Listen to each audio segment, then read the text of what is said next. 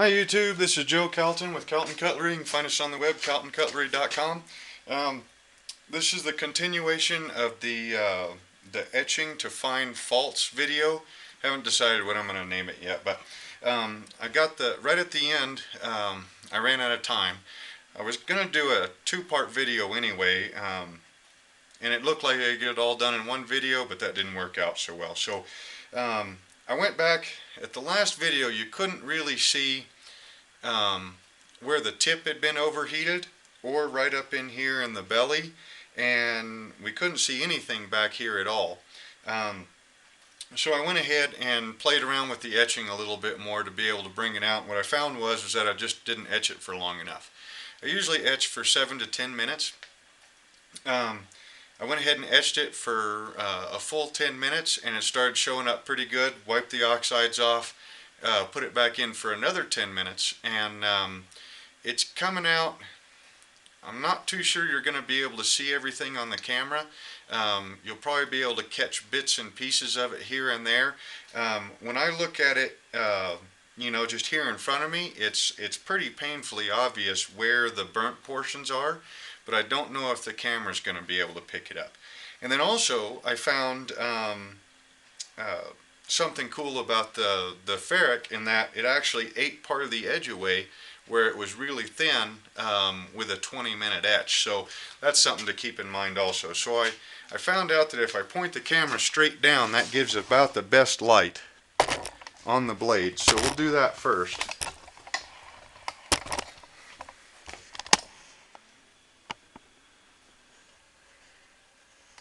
Okay.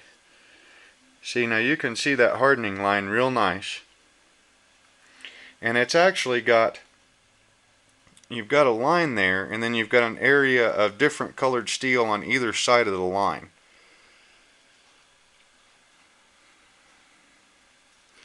And you know, a lot of times things that I don't think that the camera's going to pick up, because, you know, the viewfinder on this thing's about that big. But then when it gets on the laptop, it looks, you know, you can see an awful lot more. So I'm going to start turning it around. What you're looking for is something that looks an awful lot like this line, only it'll be right across the tip, about 1/4 of an inch back, and then there'll be another section right in here that will reflect light differently. Okay, see, I can see it right in there right now. Right there on the tip. It's just a line. And the tip is a different shade of gray than the rest of the hardened portion. I think right there you can probably see it really well. And it'll be the same thing right around in here, where it'll be a lighter shade of gray than the rest of the hardened portion. If I can get it tilted right. Ah, there it is. See that? That's where those that's where the damage ends. Now it will probably extend, you know, another, I don't know, 10 thousandths or so past that. And I'm really having a hard time on this blade getting it to show up. I think probably the first time I saw this, I was working on a real thin ground kitchen knife, and I was doing a vinegar etch. And boy, let me tell you, it showed up plain as day. And of course I threw the blade away because it was bad. So, and here is another toy we'll use to take a look at. I don't know, can you even see the screen on there?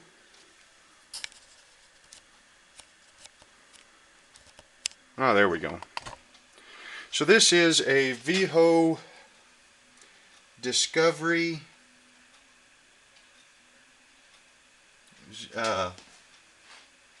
VMS-004 Deluxe.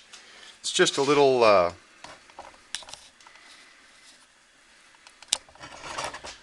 digital microscope.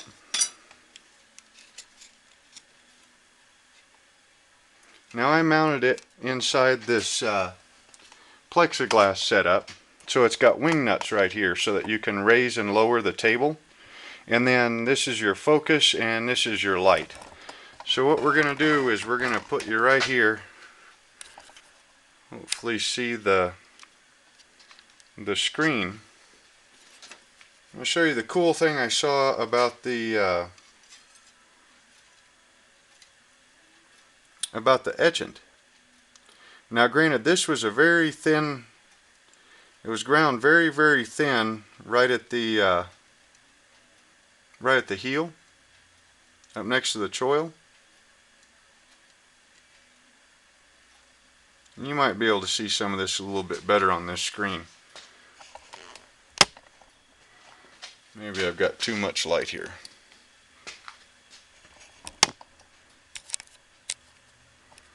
There we go, that might be good. And of course now I need a pointer. How about this screwdriver here? No, I don't want that close enough to... Let me grab a magic marker. Okay, so this portion right here, I think I did have a little bit of a overgrind somewhere right up around in here, but it wasn't near this bad. So 20 minutes in that ferric was enough to eat, you know, this was probably, I don't know, 3/1000 of an inch thick. Usually when I'm grinding paring knives, I shoot for 5/1000 of an inch at the shoulder of the edge or less. So I didn't measure this one before, but it was somewhere around in there, right around in this area. But you can see how that acid ate this portion away.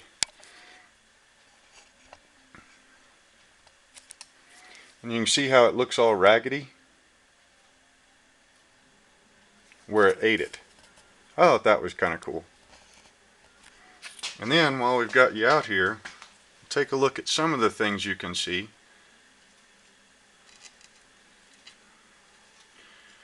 Now this camera, you have to move it backwards from the direction that you would think you normally would. So that right there is your hardening line and a transition zone before and after. Okay, so this part right here is still the edge. This is the spine. And this right here is roughly where the oil was. You'll end up getting or whether the level of the oil was in relation to the blade when it was quenched. Now you'll usually get a little bit more hardness a little bit farther back from the line.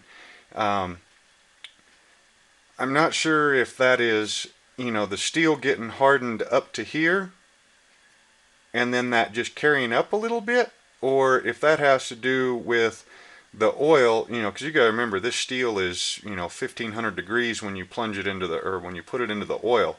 So that oil that's right up next to the side of the blade, you know, it's vaporizing. So as that oil changes from a liquid to a gas, at least portions of it, you know, that might be responsible for, you know, the hardened steel going a little bit higher than just the line. But anyway, so there's the hardening line.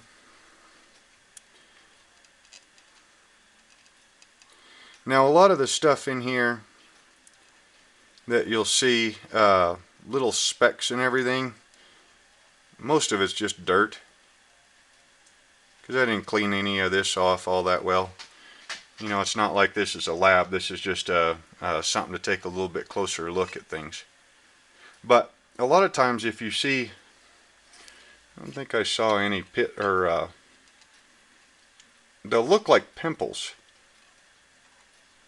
if you overheated the blade, or if the blade was ever heated up way too hot. Okay, so now let's come back towards our point. I don't think you're going to be able to see the, oh no, right there. Oh, right there. Of course this looks really large because, you know, this is 20 or 40 times bigger than real life. But see how you've got this color and you've got this color, and right in between there you've got that lighter color. That's how that steel is reflecting light a little bit different. Remember, when I pulled it off the grinder, the tip was actually silver, and then you had a blue line coming back in here. Well, this right here is that blue line. And then let's push it up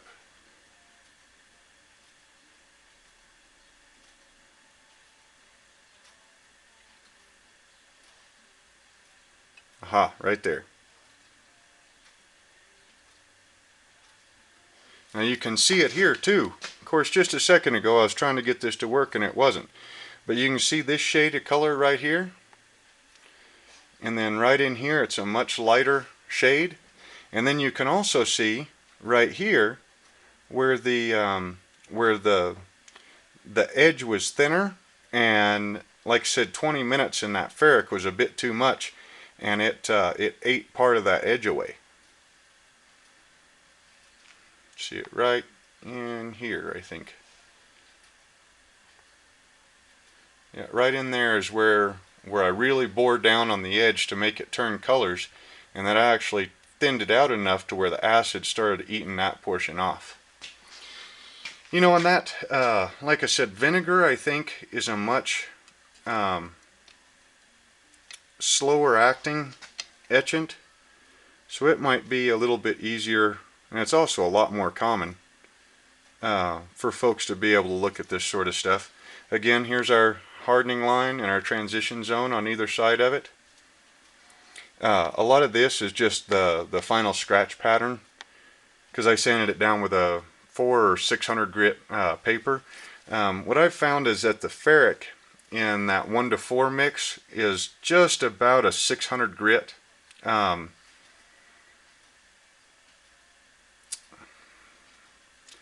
finish that the acid leaves is somewhere around a 600 grit finish. So as long as you hand sand it down to 400 to 600 grit, you'll usually end up with just a couple of very light lines. Like I said, this is, you know, magnified quite a bit, and it makes a nice looking finish.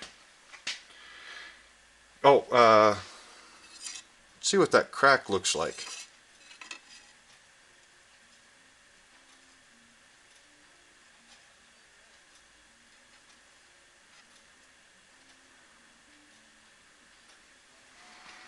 Yep, that's the crack right there where I didn't get this hole countersunk well enough, and there must have been a burr right there, and that started a nice little crack. And that looks really cool underneath the magnification with the ferric also. But anyway, you know, I think having the ferric and being able to see all this stuff in your blades to be able to check your heat treat is pretty dang cool. You know, being able to check and see what you thought happened in heat treat, if it actually happened or not. I even started playing around with differentially heat treating stainless, the 440C stainless. It's a full hard, but differentially tempering it. And I've got a couple of blades around here I've got to polish up enough and then etch them and see if the ferric works on that. You know, it'll be really interesting to see if it does work or not. But etching is pretty much like a crystal ball. Lets you see into the history of the blade. And I think it's really fascinating stuff, and it allows me to make better knives. I think that's about it. Hope you enjoyed the video, and we will see you next time.